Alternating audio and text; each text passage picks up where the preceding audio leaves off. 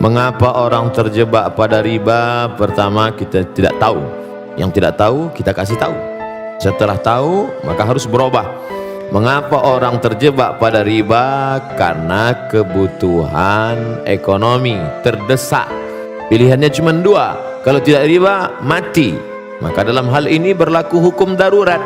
Ad-darurat tubihul mahzurat. Yang darurat membolehkan yang terlarang sampai daruratnya hilang. Oke, termaafkan. Emergensi. Yang ketiga, terjebak pada riba karena style. Kalau tidak ngutang, tidak dianggap sebagai orang kaya. Akhirnya terjebak pada kehidupan yang semu dan palsu. Kerja setan, la'udillannahum, aku sesatkan mereka. Setelah sesat, wala umanniyannahum, aku buat mereka berhalusinasi. Kau yang paling cantik, kau yang paling kaya, kau yang paling hebat, kau yang paling-paling. Padahal dia saja yang merasa, orang lain lihat dia malah jijik. Yang keempat, maka Allah Ta'ala menyebutkan beberapa ancaman.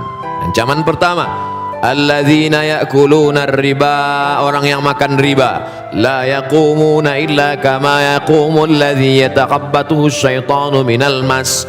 Bangkit dari kubur ketika nanti ditiupkan sangkakala seperti orang yang kerasukan setan. Kata orang Jawa, kesambet. Begitulah nanti bentuk dia di padang mahsyar. Dua, ayyuma lahmin, setiap daging di badan, nabata min haramin, kalau tumbuh dari yang haram, fannaru aulabih, tempatnya api neraka. Sepiring nasi riba disuap berubah menjadi setetes darah haram, masuk ke dalam jantung, merusak otak anak. Yang hijau yang bersih jadi kotor. Darah dari jantung naik ke otak.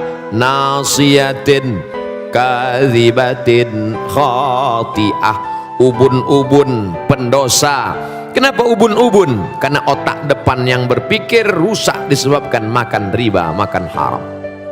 Tiga, ayyuma lahmin nabata min aramin, dari setetes darah berubah menjadi daging, daging membalut tulang, urat-urat, kulit. Nabata min haramin, kalau dia tumbuh dari neraka, tumbuh dari riba haram, fannaru aulabih, tempatnya api neraka jahanam. Yang keempat, rajulun as'ath akbar, ada orang yang rambutnya kusut berdebu, mengangkat tangan berdoa, ya Rab, ya Allah, doanya tak dikabulkan. Kenapa doanya tak dikabulkan? Mat'amuhu haram, makanannya haram. Masrabuhu haram, minumannya haram. Malbasuhu haram, pakaiannya haram. Wa ghudhiya bil haram, diberi makanan haram. Dulu nih ceritanya sebelum pengharaman.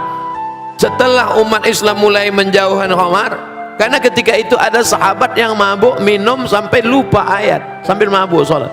Wala ana abidum ma'abadtum wala antum ma'abiduna ma'abud. Wala ana abidum ma'abadtum wala antum ma'abiduna ma'abud. Wala ana abidum ma'abadtum. Maka turun ayat, la taqrabus salata wa antum sukara. Jangan kamu salat ketika kamu mabuk, hatta ta'lamu ma taqulun, sampai kamu sadar apa yang kamu ucapkan. Artinya umat Islam sudah mulai menjauhi khamar. Setelah jauh baru turun ayat kedua. Yas'alunaka 'anil khamri wal maisir, kalau mereka bertanya kepadamu tentang khamar dan judi, qul, katakan, fihima itsmun kabir, dosanya besar tapi manfaatnya juga besar. Tetap cerita manfaat, tapi udah mulai agak-agak jauh.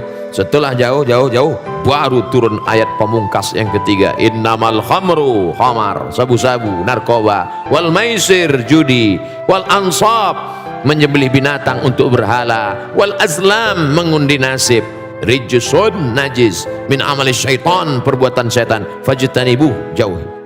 Jadi finalnya begitu.